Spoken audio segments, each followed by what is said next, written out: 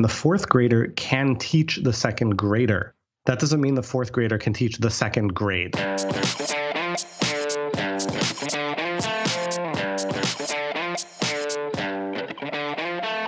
Welcome to Hack the Entrepreneur, the show which reveals the fears, habits, and inner battles behind big-name entrepreneurs and those on their way to joining them. Now here is your host, John Naster. Hey, this is Hack the Entrepreneur. Thank you so much for joining me again today. If you are new here, this episode is part of a new series I'm running called Going Deep. So it's different than all the other episodes. You will not hear the normal questions here. It's when I have a guest back on the show and we go deep into one subject that is their expertise. So the normal questions aren't here. The hack at the end is not here, but we will be going deep. So let's do it. I'm your host, John Naster, but you can call me Johnny. My guest today is the founder of Mirasee, formerly Firepole Marketing, host of the Business Reimagined podcast, best-selling author of multiple books, including Engagement from Scratch, The Audience Revolution, and Teach and Grow Rich. In just a few short years, he's grown the business to multiple seven figures in revenue and a team of 30 plus people spread all over the world on a mission to support a very special global community of 50,000 plus loyal and inspired entrepreneurs. In early 2006, my guest wrote Teach and Grow Rich as a sort of manifesto for Educator entrepreneurs who want to use their knowledge to grow their businesses. The book resonated with so many people, myself included, that my guest decided to revisit his ideas and expand and revise his vision. Today, we are going deep into the Educator entrepreneur with my good friend, Danny Iny. So you're racing against the clock to wrap up 3 projects, prepping for a meeting later in the afternoon, all while trying to tackle a mountain of paperwork. Welcome to the life of a freelancer. Challenging? Yes, but our friends at FreshBooks believe the rewards are so worth it, and I fully agree. The working world has changed. With the growth of the internet, there's never been more opportunities for the self-employed. To meet this need, FreshBooks is excited to announce the launch of the all-new version of their cloud accounting software. It's been redesigned from the ground up and custom built for exactly the way you work. Get ready for the simplest way to be more productive, organized, and most importantly, to get paid quickly. The all-new FreshBooks is not only ridiculously easy to use, it's also packed full of powerful features. You can create and send professional-looking invoices in less than 30 seconds. Then you can set up online payments with just a couple of clicks and get paid up to 4 days faster. Then you can see when your client has seen your invoice and put an end to the guessing games. FreshBooks is offering you a 30-day unrestricted free trial. To claim it, just go to freshbooks.com/hack and enter Hack the Entrepreneur in the How Did You Hear About Us section. That's freshbooks.com/hack.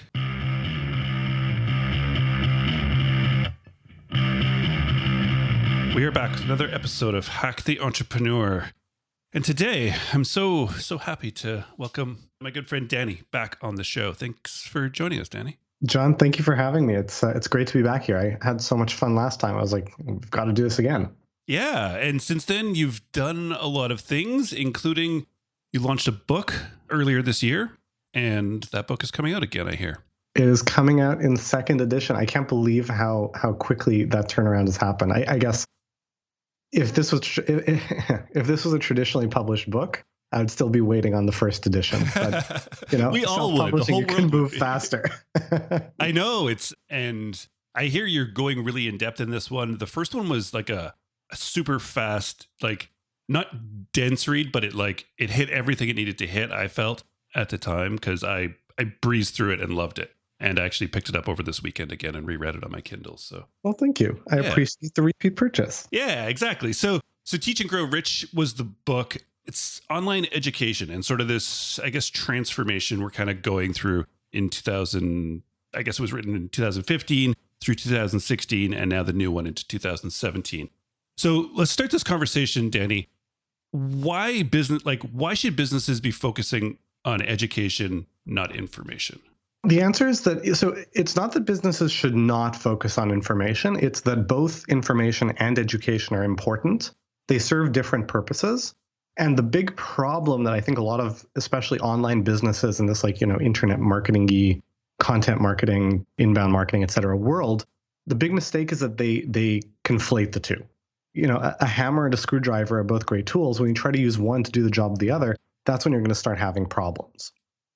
Information is the best way to illustrate this is let's look at real world analogs, right? Information in the real world is a book in a bookstore. So you go to a bookstore, you invest typically not a lot of money. Books are not particularly expensive. You pay for it, you walk out of the bookstore, and once you've walked out of that bookstore with the book you just bought, nobody owes you anything, right? Not the bookstore owner, not the publisher, not the author. You've got what you paid for. Now what you do with it is on your own. And let's contrast that with an educational experience in the real world, which is typically a university course. Those are, typically a lot more expensive, and there's good reason for that. Not necessarily good reason for quite how much more expensive it is, but that's a whole different conversation. But, there's a lot more that goes into delivering good education than just publishing a book. And you get a lot more out of it if it's done well, right? And you can't just sign up for a university course and buy a diploma. That's not how it works. What you're buying is the opportunity to earn one with the support of your teacher. And the responsibility for your success is shared between you and the teacher. And that's why education commands a premium. Now, what is the role of information? That's not to say that, books have no longer any value. Books are meant to do different things. Books are meant to inform. They're meant to inspire. Whereas real transformation takes an educational experience. Most of us can't become experts. We can't develop a facility or fluency. Fluency is a really important word in doing something just from information. A really good lens to understand this, I feel like a lot of content marketers and producers don't get, is that there are kind of two layers of learning. The first layer is literacy, right? So if let's say, for example, I know nothing about gardening and you're a gardening expert, if you sit down with me and talk to me for an hour about, what different soil types are and what kind of plants grow when and all that high level stuff, you will be imparting a literacy, right? Like I'll know what you're talking about next time I hear about this stuff. That doesn't mean I have a fluency. That doesn't mean I can actually make use of it myself. Fluency requires a much deeper and typically more experiential and interactive level of learning and instruction. That's where education comes in. Information, very important. Education, very important. Information tends to be a lot more scalable at minimal cost because you're just not investing a lot in producing more. And for all of those reasons, it doesn't command a premium. Education does cost more to produce. It produces much more of a transformation as a result, and it does command a premium. The big problem is when you try to sell information for a premium, which is what you see in our industry with these $2,000 courses. They're just a bunch of videos and a membership site and nothing else. That's where the whole kind of thing collapses in on itself. Right. So, they're even called information products. Yes, which is a great thing, but not at the prices that are being sold. There's a lot that happens at the fringes of a market. And the reality is that we exist in a lot of ways at the fringes of a market. If you want to know where the market is going, you've got to look at the mainstream. So if you want to know what is the value of for example, an information product video course, which is, maybe very high production value, but it's just a bunch of videos and a membership site, nothing else. You don't look at, the one internet guru who's doing better than everyone else. You look at the mainstream of it. You look at the platforms. And the biggest platform for these sorts of courses is Udemy, right? Just like for, ebooks, you don't look at what one dude is selling an ebook for. You look at what's happening on Kindle because, biggest marketplace. And Udemy has revised their pricing. This is really interesting because kind of predicted this would happen in the first edition of Teach and Grow Rich, and then it did. But they basically revised their pricing to reflect the reality that courses on Udemy don't get bought for more than, many dozens or few $100s. Like there's a price cap now on Udemy, which is quite low, reflecting the market's real esteem in terms of the value of these courses. So the mainstream, what does this mean? Like the value of it? I'm trying to see how this is going to relate to somebody listening and to their business. Yeah. So we've all, I would imagine, if not all of us, and many of the people listening to this certainly, and I certainly have, we've had the experience of spending thousands of dollars for some information product video course that we get from some internet marketing guru. And maybe we felt that it was worth it. I'm not saying that all these products are terrible necessarily. That's, some of them are good, but we couldn't easily talk about it to the people we know. Like if you tell your friend or you tell your cousin or someone who doesn't exist in this industry, I spent $2,000 on a bunch of videos and a membership site, they're going to say you're out of your mind. You are, possibly. Right? They're going to say it's nuts. They're going to say, like, what are you doing? You can find something like that on Udemy for $80, right? $80 is too much on Udemy. Like, what's going on? It's like, it may work in this little subculture, and that's for a limited amount of time, because as supply increases, it just becomes more competitive and it doesn't last in the same way. But it doesn't work in the mainstream, right? When you present an offer like that to the mainstream, people who are not like inside this subculture, it's like, this doesn't make sense. This is not how, it's not an alignment of value and cost that makes sense to most of the world. And that's really interesting and important, because whereas 5 years ago, 10 years ago, even just a few years ago, this was very much a subculture thing. What we're seeing is that more and more people who are not, content or internet marketers or whatever, they are looking to further their education in specific niche areas that they care about for personal or professional reasons. And they're not looking to the institutions they might have in the past. They're not looking to universities and colleges and trade schools, et cetera, because those institutions are not in a position to provide that education for a whole bunch of reasons. And so they're looking for, who is an expert in this area who can teach me this? And so there has been this explosion over the last few years of courses that are, not courses about content marketing and courses about SEO and courses about all these things that, yes, we know there are a lot of courses about, and the market's very saturated. But, I've seen people be very successful building courses about how to massage your elderly dog, or building courses about how to interpret your dreams, or building courses about how to teach math to your kids. Lots of things that really have a much broader market appeal, that it has to be presented in a way that's palatable to quote unquote regular people. And that's very much where this opportunity is going. We're getting to a place where, a few years ago, if you're like, I think I'm going to create this course and charge this many dollars, your friends and your family would give you blank stares like, what is this? That sounds crazy. It sounds like some kind of a weird scam. I don't know. And we're moving to a place where like, oh yeah, I took a course like that. That's really cool that you're doing that. I didn't know you're such an expert. That's a big deal. That's a big transition. This is about to go mainstream. That's a huge opportunity for people who want to jump in and capitalize on that. That is, yeah. And so I see it now. So, because I was kind of confused, because you kept mentioning like internet marketing and like the content marketing space, these $2,000 courses, and how they were just a video course and like a membership area. But if I'm teaching somebody even how to massage their elderly dog, how does the medium of what I'm teaching it in, how does that change anything? How does that affect it, or does it, between it being education or information? It's not about the medium. It's about what comes with the medium. So the question that you really want to ask yourself as a course creator is, not is my video flashy enough or nice enough, which, of course, richer media is better. But the course in its current format, with everything included in it, can I legitimately, honestly say with confidence that 80 or 90% of the students going through this can be successful without any additional intervention? And the reality is that for most courses that are a bunch of videos and a membership site, the answer is no. It's not if, it's when the student has questions and gets stuck, where are they going to go? And if the answer is, well, they can ask other students in a Facebook group or something like that, that's kind of the blind leading the blind. So the big difference between information and education is, one, to what extent has the curriculum and course been evolved to minimize the need for support intervention, but also, is the support intervention that is needed there? And there, I'm not going to say, every course needs a coach, because it depends a lot on the subject matter, right? The real question is, does the subject matter and the inherent complexity that it brings to the table, whether that's high or low, does it come with the support that people need to be successful? And if it's essentially do it yourself, figure it out on your own, regardless of the richness of the media, that is information, and it's only worth a few $100s, if that. If there is all of the support that I need to get the transformation, in other words, I'm not solely responsible for my success as a student, but it's a partnership between me and the teacher, the course creator, that's where premium prices start to be justified. And that's the real opportunity that's just beginning to explode.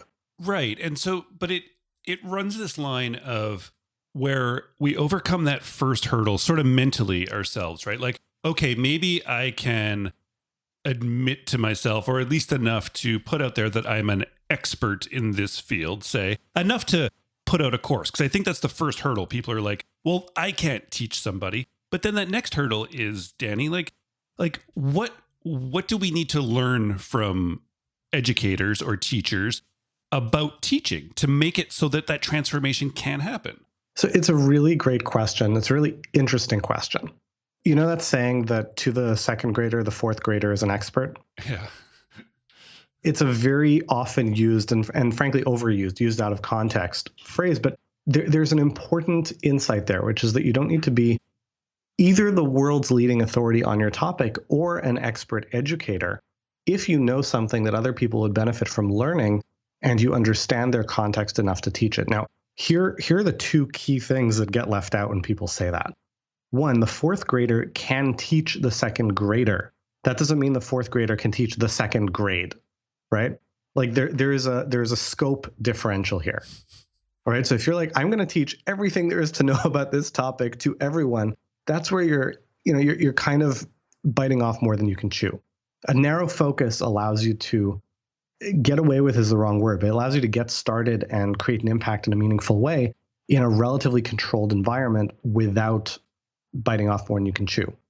Second, the fourth grader teaching the second grader is, and this is not a perfect analogy because teachers don't get paid very well, but the fourth grader doesn't get paid the way the teacher gets paid, right? So if you are just a couple of years ahead or a few steps ahead and don't have an enormous amount of teaching experience, it doesn't mean that you can't teach. It means that you've got to accurately assess the value of what you're bringing to the table, deliver it well at that value, so it's a good deal for your students, right? In other words, if this is your first year teaching, don't charge as if you've been doing this for 20 years, and you learn from that experience. Now, there is a lot that you can learn from teaching. There's some very good books and resources on education, instructional design, et cetera. But really because every curriculum is different, every subject matter is different.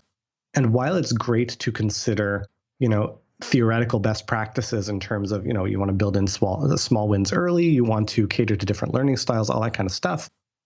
Really, no book is going to tell you when you deliver your lesson, your curriculum, where are people going to get stuck? And the most important thing is for you to deliver in an environment and scenario where you can iterate in real time. So if people are getting stuck, you can change your delivery. And that's why I really favor live delivery when people first get into creating courses. Because if you make it permanent, you turn it into videos, put it into a membership site from the get-go, you're not going to know where people are going to get stuck. It's not going to be easy for you to pivot or adjust what you're teaching. And that has a domino effect of problems. You can't make the course better. You can't provide a meaningful and adequate and impactful level of support because it's just going to be crushingly expensive, right? If people are getting confused left, right, and center, and you try to help them with all of it individually and at scale, it's going to cost you a fortune. Providing support in a meaningful way only works if the first time you run the course, there's a small number of people in it, maybe paying more money. That's possible if they get a whole lot more of your time, right? That justifies it. But they're potentially paying more money. It's a smaller group of people. And you track what are the questions people are asking? Where are they getting stuck? And there are two categories of questions, two categories of challenges. There are the questions and challenges that are unique to each student. And those are the ones that, you're always going to need some kind of a support infrastructure to solve. But then there are the questions and challenges that a lot of people are having. And that's your cue that you need to iterate your curriculum or your delivery to eliminate that. So there's a lot you can learn from good teachers, and certainly being a good teacher is a huge asset. But ultimately what it takes to be successful is to try to deliver it, recognize that your first attempt is going to be pretty wrinkly, and allow the experience to inform your efforts to iron out those wrinkles. Wow. So live delivery, you mean like a webinar-based thing, or do you mean like in-person live? That's a function of logistics in terms of what's practical. If the people who are easily accessible to you as prospects and students for your course all happen to be in your neighborhood, yeah, sure, do it in your living room. Why not? Don't mess with technology you don't need to. But typically speaking, yeah, it'll be a webinar. It'll be, use it on, it could be GoToWebinar, it could be Zoom. If the group is small enough, it might even be Skype. There are a lot of different formats for delivery of your content, especially in your first course. Not necessarily when you're bringing in thousands of students, but your first few dozen. but you want it to be a format where you can change what you're doing in real time. You can see that people are asking questions, say, actually, you know what? Let's go deeper on this. Let me clarify that. And ideally, and this is why I would favor a platform like Zoom as opposed to GoToWebinar, you want to be able to see people's faces, right? You want to be able to explain something and then see that look on their face of either like, ding, I got it. That's awesome. You just blew my mind. Or like, huh, I'm totally lost. I have no idea what you're talking about. I'm kind of nodding off, right? There's a lot of that no matter how engaged people are and how much feedback they're trying to give you, they're not going to be able to report all of that in the way that you can just attentively notice it if you're present to it. Fair enough. Fair enough. And so I know, like, you're saying a live delivery of the first version to a smaller number of people, possibly paying more. That sounds awesome. But to do that, you have to have an audience. You have to have some, and not only do you have to have an audience, but they have to know, like, and trust you. You have to be some sort of an expert in their eyes already. So to build that audience prior to education, not information, do I have to go information first, then education, not information to monetize? Can I challenge the assumption that you need an audience first? I would love it if you did. So there are two paths, right? One path is build the audience first. The audience aggregates around you based on your expertise and leadership in a particular area. And the course that you end up delivering, the pilot you end up creating is, based on a subset of that area. And you have the advantage of having interacted with these people for months, if not years, and kind of understood what their hot buttons are. And that informs the creation process. And if that's the path that you've chosen, especially if you've already done that, that's great. And yes, information is great for building and attracting audience. On the other hand, if you haven't already done that, it can be the very, very long route to get from point A to point B. The reality is that for all, and I've worked with a lot of people, we've literally trained thousands of students who've built very successful courses at this stage. Almost everyone who says, well, I don't have an audience, I don't know anyone who could be a customer, they're wrong. Because you don't develop a meaningful expertise in an area without interacting with people who stand to benefit from that expertise, right? It's not practical. If you're an expert in, you can throw anything out here. If you're an expert chef, odds are you've interacted with people who are interested in cooking, because people eat, that's kind of a mainstream thing. But you don't develop a real expertise as a chef without having interacted with other, maybe you've taken classes, maybe you've bought books, maybe you're in forums and groups, etc. You've interacted with other people who share this passion. And you may not have thousands of them, but you probably have dozens of them. And if you reach out to them and very simply say, hey, I'm thinking about creating this. Is this something you might be interested in? Just to feel them out, very low pressure. They're either going to say, no, I wouldn't, and you say, that's great. Can you tell me why? And you emphasize, I'm not trying to convince you. I want to know. I'd hate to build this if people don't want it. And if they express some interest, you can very gently lead them to a sale, because if it doesn't easily lead to a sale, again, you're missing the mark. It's not quite what the market wants. So most people have it within their circles and within their reach to fill at least their first pilot. And once you've delivered your first pilot and you've done it successfully, everything gets easier, because you're not saying to strangers, hey, do you want to try this course that I'm building that I've never delivered and I don't know how it's going to work? You're saying, look, this is a result that I've delivered. These are outcomes that people have had. Your case becomes that much more compelling. And that kind of gets to the heart of, there's this big misconception in our industry around the relative importance of marketing. Now, I'm a marketer. I think marketing is important. I'm not saying marketing doesn't matter.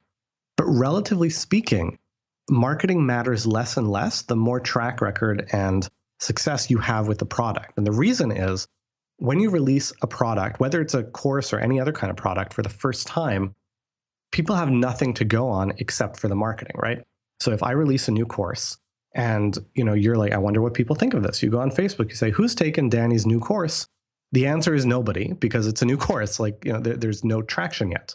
And so all you have to evaluate is my marketing. And so the better my marketing is, the better it's going to do. But the more people go through my program, the more people have an experience working with whatever the product is. When you go online and say, hey, who has experience with this product? Is it good? Should I do it? The more realistic, good feedback you're going to get. And that's where the strength of the product matters more and more. That's why you see in a lot of, in this internet marketing world, There are a lot of cases where you see a product launch of a brand new product and they make millions of dollars. And they have a second launch 6 to 12 months later that's not quite as good, but it's still new enough on the market that just people don't know yet. It's mostly the hype and the marketing people have been exposed to. And then there's no third launch because they know that the results that the product has delivered have just been dismal, and it's going to fall through the floor. And that's why you see a lot of these so-called experts jumping from product to new product to new product every year or so, because the products have no longevity. But if you follow this process of live delivery, which you can start in your circles, you don't need, an audience is a great thing to have. I'm not saying don't have an audience, but if you don't have an audience, you can still do it. You start building the track record and you find yourself on this flywheel where the more success you have, the less the marketing matters. I love it. I love it. I love that you are talking about like using your already circle of friends or just people around you to, I think again, it comes from these misconceptions from the marketing and internet marketing space where we see, oh, that launch did like $783,000 in 1 week. And so we assume that unless we do that, our course is not successful. And how do we do that? We have to have tens of thousands of people already following us. But the funny thing about those launches, let's call it $783,000. There's a lot of funny things about those launches. But even the profitability on that, right? They're typically paying 40 or 50% commissions, and they have prizes, so that cuts it right in half. You're going to have, in many of these industries, 10 or 20 or more percent refund rates are common, so that goes off the top. There's a lot of work that goes into producing these launches. You've got to create the videos. There are a lot of expenses.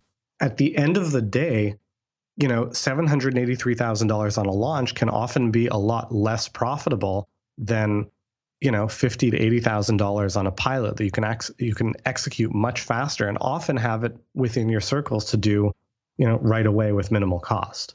Right. Exactly. But it kind of changes the whole mindset. It's like kind of doing things that don't scale, sort of like to come from the software industry and a way to grow a SaaS business. It's like, you want to do things at the beginning that aren't sort of scalable. Obviously, reaching out to your circle of friends and people around you in whatever, like you choose whatever market, isn't scalable because you can't just keep getting more and more friends to grow your business. But at the beginning, that's such a great way because then you're right. You start and you get feedback within that first live sort of setting, and then you can get obviously testimonials and build off of there. Mm-hmm. And the people who are the gatekeepers to larger audiences, the influencers, are going to be much more receptive when it's not, hey, can you promote my untested, unproven thing to your audience whose trust you've worked hard to earn, even though you may not know me very well and certainly don't know my product. It becomes more of, hey, let me tell you about some people who maybe you know, maybe you don't, and look at the successes that they've had. Does this feel like something your audience might be interested in? The more proof you can line up to support what you're putting together, the easier it is to get more people involved in supporting it. Right. And people want to support people already in motion, not I have this grand idea to create this amazing course and it's going to do awesome. Will you promote it to your audience? And you haven't done anything. But if you have some success below you, then people want to help.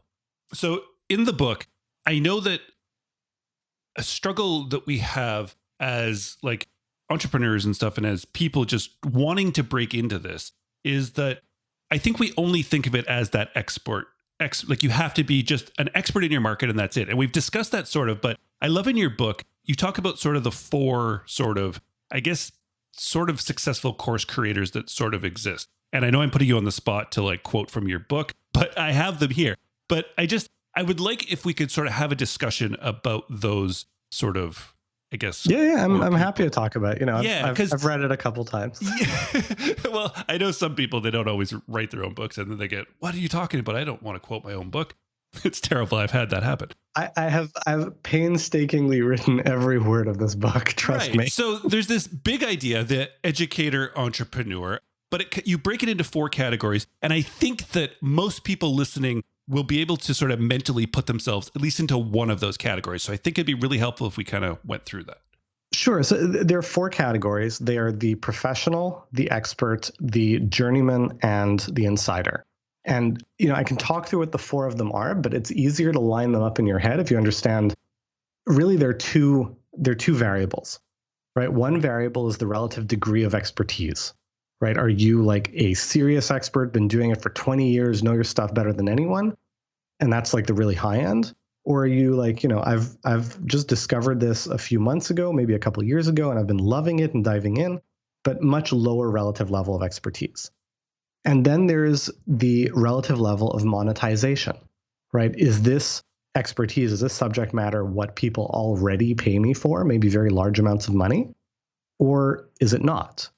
And looking at those two, you kind of get a 2x2 matrix. So the person who has a high level of expertise and is already being paid for it well, is already monetizing it, that's your professional, right? So think, high paid consultants, people who are, very successful coaches, that kind of thing. Like people who have their expertise and are already being paid for it, but a course is really going to come into the picture to allow them to diversify the way that they're making money, to decouple time from money, to reach more people, et cetera.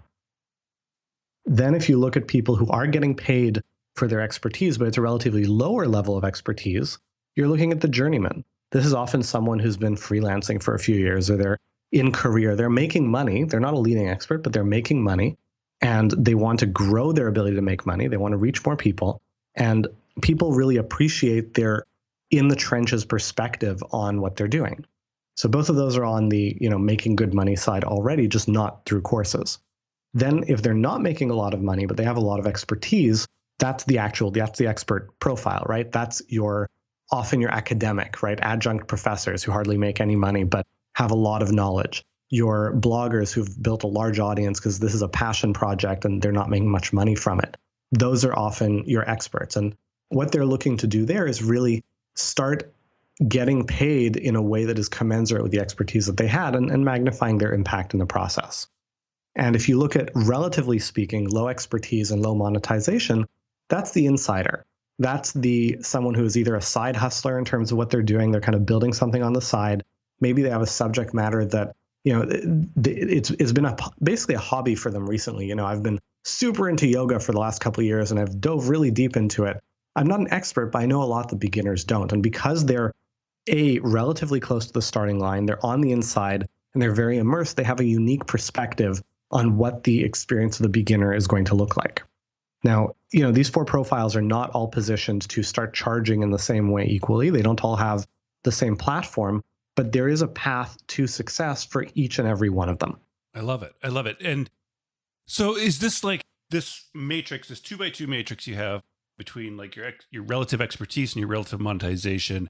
Is this something that somebody should sort of thrash around, and then between these 4, the professional, the journeyman, the expert, and the insider, sort of thrash around ideas of things they could start to teach? Or is it necessary that when somebody like you, Danny, says to the listener, you should start teaching online courses, you should instantly be able to say, okay, I know what I would teach? Oh, I wish. No. So I also want to say, by the way, I would never just say as a blanket statement to all listeners on a podcast, for example, you should teach online courses. I know. I didn't mean, that was totally, put those words in your mouth that I didn't mean to. But it's a good thing to touch on, because a lot of people, there's Maslow's hammer, right? The idea that when you have a hammer, everything looks like a nail. And I hate it when these experts in whatever their tactic or strategy are like, this is the solution to everything. If you're a Pinterest expert, every problem has a Pinterest answer. And that's just, building courses is a great opportunity. It's a great opportunity for a lot of people and it can accomplish a lot of things. But, my approach is always to be strategy driven. And what is a strategy? A strategy is a well thought out answer to solving a particular problem, right? So if you're looking to expand your impact, to reach more people, to scale your opportunity to make money, which admittedly a lot of people are, this can be a great way of doing it. But that's not what everybody wants. Some people are happy in their freelancing practice. They want to charge more money. And can a course help you do that? Well, yeah, but it's, not by any stretch the shortest path from A to B. So not necessarily for everyone, but maybe something for a particular listener to consider and think about. Now, in terms of knowing what you want to teach in advance, I find that the students that we work with kind of fall into 2 camps, and it's almost evenly split. Half are coming in and they usually don't know the exact topic, like the how narrow and focused and exactly what it's going to be, but they know the broad topic. They know the subject area that they want to be teaching about. And we help them with market research and refining scope and making sure that what they're doing is not biting off more than they can chew and it's properly aligned with the interests and needs and desires of the market and what they're willing to pay for, et cetera. Then we have a lot of students, again, about half of them, who come to us and they're like, I love this idea. I love this opportunity. I know that I have something in me to teach. I have an impact to make. And I know that it can be lucrative, but either I'm not sure where to start or I'm interested in a few different things and I'm not sure how to choose. And the reality is that with the right guidance, it's not that hard to find your initial focus. It's not that hard to find your initial place where you're going to start, both because there are a lot of opportunities. As we're recording this a few hours ago, I was at breakfast with a photographer colleague, and we were talking about how the opportunity for courses is so deep and so specific. And he was saying, yeah, I've been a photographer for 35 years, and there's this other photographer who's got 30 years of experience. And whenever a new camera comes out, not like there's a new course about a kind of photography, whenever a new camera comes out, he creates a course on how to use that camera, and I buy it. Wow. Like, that's how niche and specific it can be. And I was like, whoa, I had no idea. Right? That's awesome. And so people often overthink the scope, and they also overthink the length of commitment. Right? Let's say, for example, you want something you're really great at is writing birthday cards. And so you're like, I think I'm going to teach a course about writing birthday cards. Now, maybe it's a good idea. Maybe it's a bad idea. I don't know if there is demand in the market. I haven't tested that particular opportunity. And there is some quick market research you can do to see if there is. But ultimately, the part where you try to sell your pilot course, your first attempt at the course, is part of the market research. So if you go through the research, take a month, go out, try to sell it, take hypothetically another month, deliver it, that's a third month, you're looking at basically a 90-day commitment to an idea. And at the end of those 90 days, you can say, this was awesome. I had no idea I would enjoy teaching about birthday cards so much. I think I want to make this my whole career.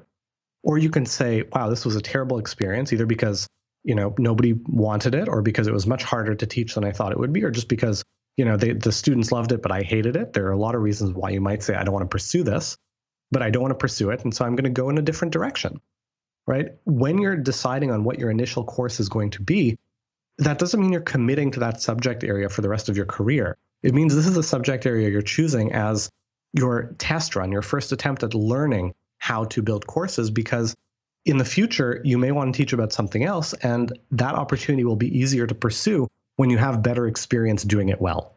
Yes. Overthinking the scope and the commitment. I think that nails it right there. All right, Danny, the whole purpose of this is for this new book, right? The book was excellent when I got to read it last year, or earlier this year, actually. And I would love if you could now give the listener sort of the elevator pitch of the book, but then also tell us why it needed a second edition. Sure. So, I'll answer both of those questions at once. When I wrote the first edition of Teach and Grow Rich, it was middle of 2015. And I kind of had the choice. Do I go through the traditional route and, talk to agents and get a publishing deal? And eventually, 12 to 18 months later, it gets to the shelves. And I was like, no, this is imminent. This is timely. There's a message I want to get out right now. And so I wrote it and I published it and I did all myself. And it took very little time. We published it in September of 2015. And it was a short book. It was basically a manifesto of like, here's what I see going on. Here's how things are changing and where they're going. And it was very much a big ideas kind of book. It wasn't, step one, do this, step two, do this. It was, here are the broad trends in the market. Here are the things people are not always necessarily seeing. And here's what this means for aspiring entrepreneurs and course creators, which I thought was very powerful and important. The whole thing was about 13,000 words. You could read it in an hour or two. And I published it, put it out into the world, and it did very, very well. I was a little apprehensive because this is the first book I'm publishing that is not at all of like a how-to variety, and I wasn't sure how it would be received, but it did very well. Hundreds of 5-star reviews on Amazon and tens of thousands of copies downloaded, and very good response. And that was September of 2015. And, it's been about a year and a half since then. And since, over that time, I've worked with thousands of people who are looking to build and sell courses and taught them how to do it and supported them through their challenges. And I've just learned a lot through that process. The market, the world has also evolved. And so I was like, you know what? I think it's time for a second edition. And it's substantially a second edition. It's not the first edition with a new preface. Like, just in terms of context, the first edition, like I said, 13,000 words. The second edition is about 40,000 words. So it's more than 3 times as long. There's a lot more in there. There's case studies, there's examples, there is a lot more how-to. It's not a how-to book, but there's a lot more how-to in it. It's just my best attempt at saying, if you want to better understand and seize this opportunity to teach and grow rich that is present in where online education is and where it's going, this is my best answer to that I could give right now.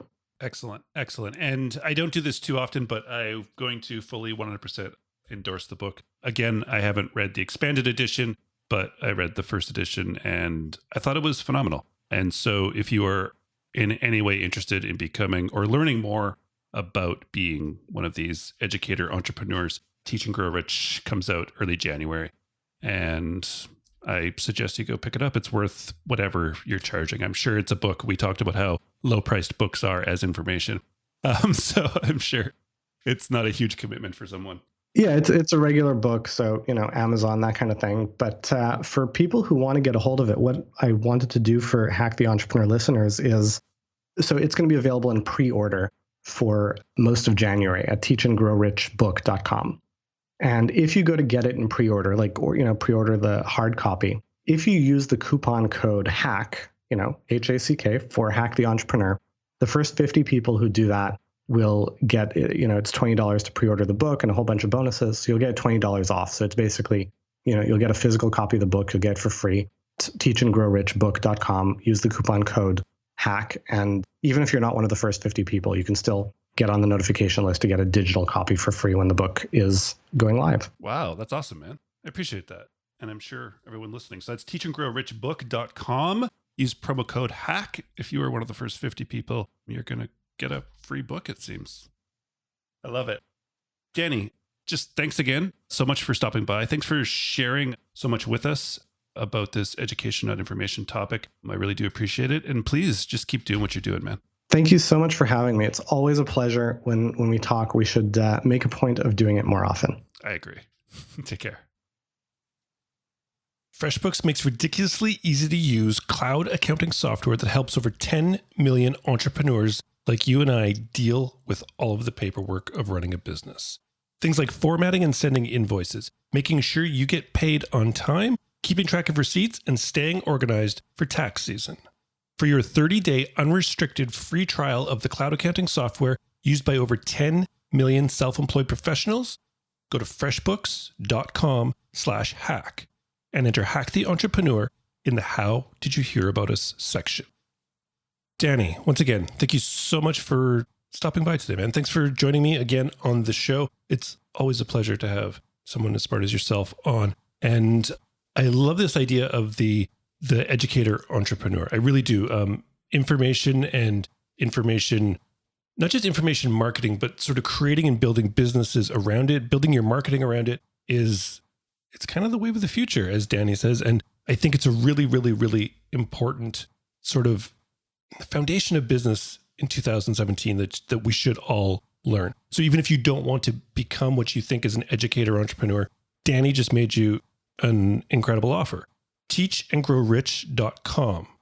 Go there, use promo code HACK, and you can get his brand new book absolutely for free. I read it 12 months ago and it was super, super good. Not just because he's a good friend, but I really, really thought the book was excellent. And it was a third the size of it is now. And I haven't even got to read the new one, but I know that it's going to be excellent because everything Danny puts out is really, really good. So it's not an expensive book. It's not a lead into any sort of course that I know of or anything. It's not just a lead generator. It's a real full book to give you a foundational, solid understanding of educator entrepreneur. So teachandgrowrichbook.com, use promo code HACK. The first 50 people are getting an absolutely free copy. And I thank Danny for that. And I urge you to go there and be one of the first 50. About 4 weeks ago or so, I offered a free book on here to the first 5 people and I got flooded with responses.